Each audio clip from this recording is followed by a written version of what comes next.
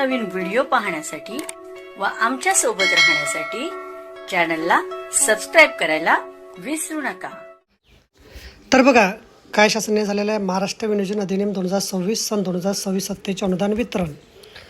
वित्त विभागाकडून अर्थसंकल्प वितरण प्रणालीवर प्राप्त झालेल्या अनुदानाचा नियंत्रक अधिकारी राज्य प्रकल्प संचालक महाराष्ट्र राज्य प्राथमिक शिक्षण परिषद चर्नी रोड मुंबई यांना वितरित करण्याची बाब शासनाच्या विचाराधीन होती।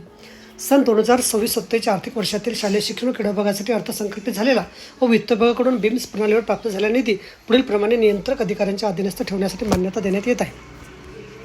सन 2026-27 आर्थिक वर्षात वित्त विभागाने बीम्स प्रणालीवर उपलब्ध करून दिलेला उपरोक्त निधी अनुदान खाली अटी व शर्तीच्या अधीन राहून वितरित करण्यात येत आहे। निधी वितरण करताना महाराष्ट्र अर्थसंकल्प नियम पुस्तिका वित्तीय अधिकार नियम पुस्तिकेमध्ये उल्लेख केलेल्या नियमाचं पालन करावं। पदनिर्मितीच्या अनुषंगाने वेतनावरील निधी वाटपासंदर्भात आवश्यक तेथे उच्चस्तरीय सचिव समिती मंत्रिमंडळाची मान्यता तसे वित्त विभागाने वेळोवेळी दिलेल्या सूचनाच्या अनुषंगाने कारवाई झाल्याची खात्री करण्यात यावी। खाजगी स्वयंसेवी संस्थांना अनुदान उपलब्ध करून देताना वित्तीय अधिकार नियम पुस्तिका 1978 भाग 1 उपविभाग 1 मधील अनुक्रमांक 27 नियम 149 प्रमाणे सक्षम अधिकाऱ्याची मान्यता घेऊन अनुदान अदा करावं।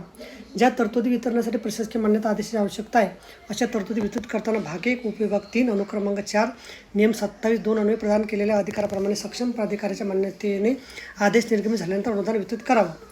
जिल्हा परिषदेसाठीचे वेतनेतर अनुदान त्यांचे अनुदान निर्धारण झाल्याशिवाय वितरित करू नये। नवीन खर्चाच्या अनुषंगाने नवीन बाब प्रस्तावाद्वारे तरतूद केलेल्या अनिवार्य व कार्यक्रम खर्चाचे निधी वितरणाबाबत वित्त विभागाची मान्यता घेणं आवश्यक आहे। विविध शासकीय प्रशासकीय संस्थांना तसे अनुदान संस्थांना सहाय्यक अनुदाने मंजूर करण्यापूर्वी त्यांच्याकडून पूर्वी वितरित केलेल्या अनुदानाच्या खर्चाची उपयोगिता प्रमाणपत्र विभागाने प्राप्त करावे। पूर्वी दिलेल्या अनुदानाचा विनियोग पूर्ण झाल्याशिवाय पुढील अनुदान वितरित करण्यात येऊ नये। कोषागार अधिकाऱ्यांनी सहाय्यक अनुदानामधून निधी आयात करण्यासाठी सादर केलेल्या देयकासोबत संबंधित संस्थेलगतच्या मागील महिन्यात बँक अकाउंट स्टेटमेंटची प्रत जोडली नसल्यास देयके पारित करू नये। स्थानिक स्वराज्य संस्था तसे मामलाडे यांना अनुदान वितरित करण्यापूर्वी सदर संस्थांकडून राज्य शासनास येणे असणाऱ्या रकमाचा आढावा घेण्यात यावा। त्या रकमा वसूल करूनच उर्वरित अनुदान वितरित करण्यात यावं। तसे शासनाद्वारे सदर संस्थांना वितरित केलेल्या अनुदानाचा विनियोग व खर्चित रक्कम कुठे ठेवली आहे याबाबतची तपशीलवार माहिती एकत्रित करण्यात यावी। सदर अखर्चित निधी बँकेमध्ये ठेवला असल्यास त्यांचा बँक अकाउंट स्टेटमेंट उपलब्ध करून देण्यात आलेला निधी खर्चित असल्या त्याच प्रयोजनासाठी चालू वर्षी वित्त विभागाच्या अनुमतीशिवाय वितरित करण्यात येऊ नये।